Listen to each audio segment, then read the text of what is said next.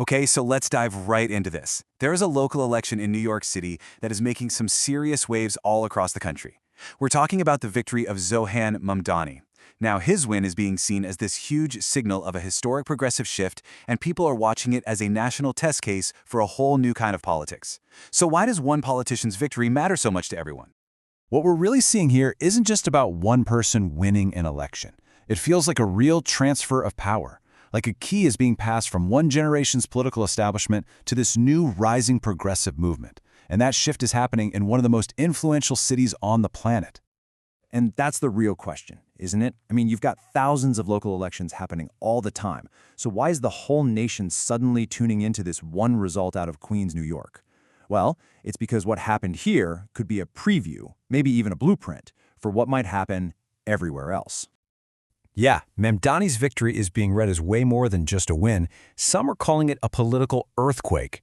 It points to a deep demographic and generational shift in one of America's most important cities. It's forcing all of us to kind of rethink what political leadership even looks like and who it's supposed to represent. First thing you notice is his age. He represents a completely new generation that's kind of breaking through the old political walls. You can almost picture it like a young tree cracking through old concrete. It's a huge departure from the established figures who've held power for decades, and it really reflects the growing voice and demands of younger voters and cities. And the change he embodies is about so much more than just his age. Mamdani's victory smashes a major barrier.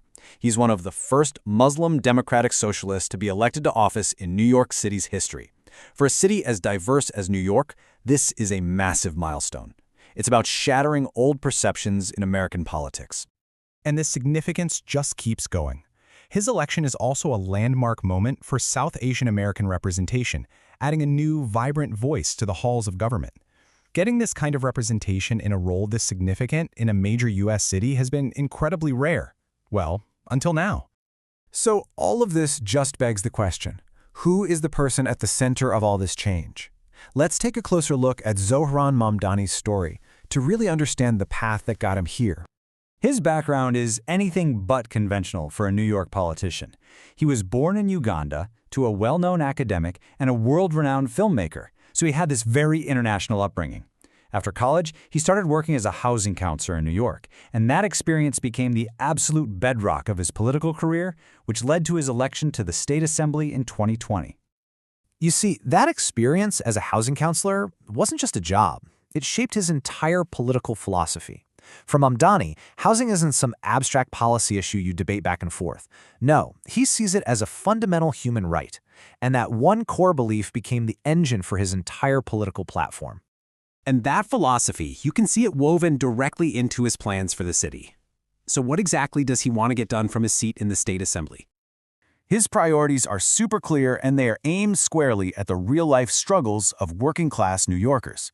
We're talking about things like making housing more affordable, protecting tenants from eviction, investing in public transit that people can actually rely on, tackling climate change where it hits hardest, and fighting for better wages. It's a platform built from the ground up, you know?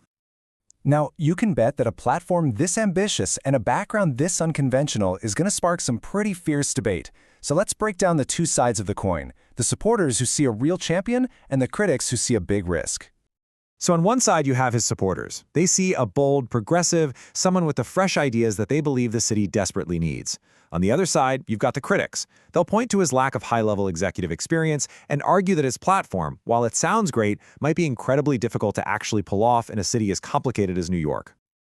And, you know, that big criticism, that he isn't tied to the old political machines, is the very thing his supporters love about him. For them, that's not a weakness, it's his greatest strength. It's the whole reason they voted for him. They wanted an outsider. All right, let's pull the lens back out and look at the big picture again. What are the real challenges ahead for Mamdani? And why could his success or failure in Albany have ripple effects far beyond his district in Queens? At its core, his win is a really clear signal that voters, especially in big urban centers, are just tired of business as usual. They're actively looking for a new kind of leadership, a different way of solving the city's problems. But wanting change and actually getting it are two totally different things. His challenge is really twofold. First, can he turn these big, ambitious ideas about housing and labor into actual working policies? And second, can he build the alliances needed to get things done, in a city with so many powerful and often competing interests. And that's why this matters to everyone no matter where you live. New York City has basically become the nation's biggest laboratory. We're all about to see what progressive governance looks like in practice, on a massive scale. If these ideas can work here, they could become a model for cities all over the country. So, the experiment has officially begun. The huge question now is, what will it become? Is this a new, repeatable model for how grassroots power can work in 21st century America? Or will it go down in the books as a bold, ambitious vision that was just too difficult to implement? The whole country is watching and waiting to find out.